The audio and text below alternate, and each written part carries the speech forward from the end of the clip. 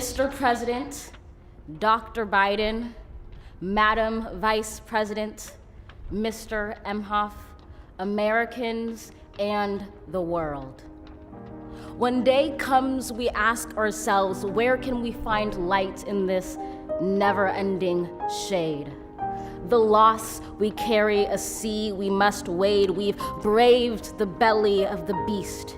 We've learned that quiet isn't always peace, and the norms and notions of what just isn't always just is.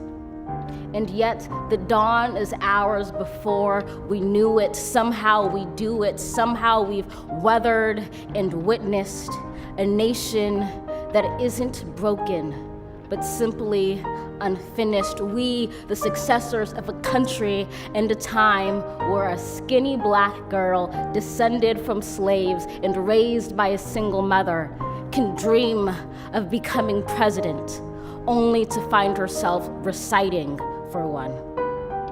And yes, we are far from polished, far from pristine, but that doesn't mean we are striving to form a union that is perfect. We are striving to forge our union with purpose, to compose a country committed to all cultures, colors, characters, and conditions of man. And so we lift our gazes not to what stands between us, but what stands before us. We close the divide because we know to put our future first. We must first put our differences aside. We lay down our arms so we can reach out our arms to one another. We seek harm to none and harmony for all. Let the globe, if nothing else, say this is true. That even as we grieved, we grew, that even as we hurt, we hoped, that even as we tired, we tried, that we'll forever be tied together, victorious, not because we will never again know defeat, but because we will never again sow division. Scripture tells us to envision that everyone shall sit under their own vine and fig tree, and no one shall make them afraid.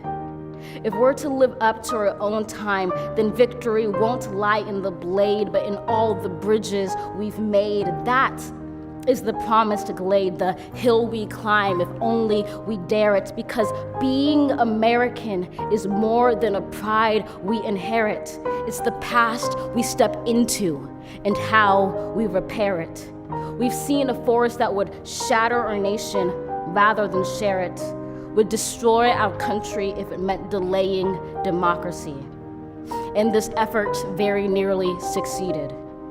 But while democracy can be periodically delayed, it can never be permanently defeated.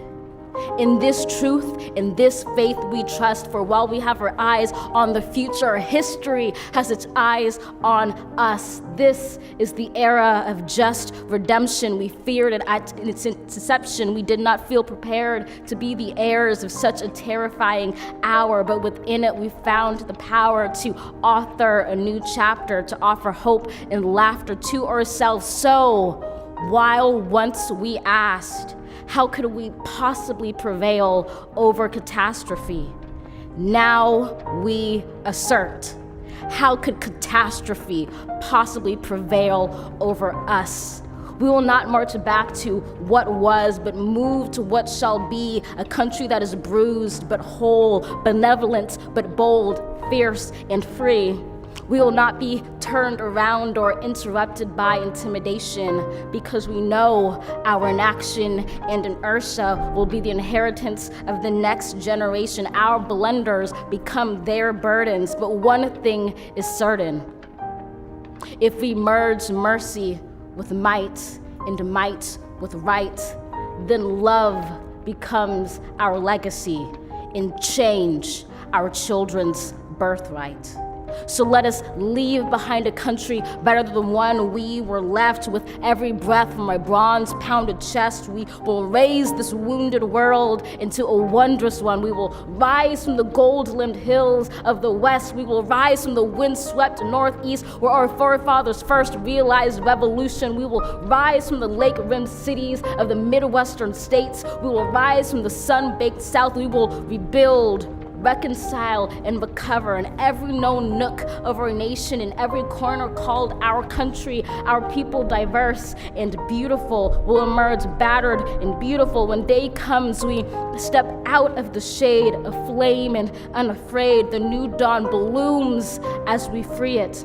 For there is always light if only we're brave enough to see it, if only we're brave enough to be it.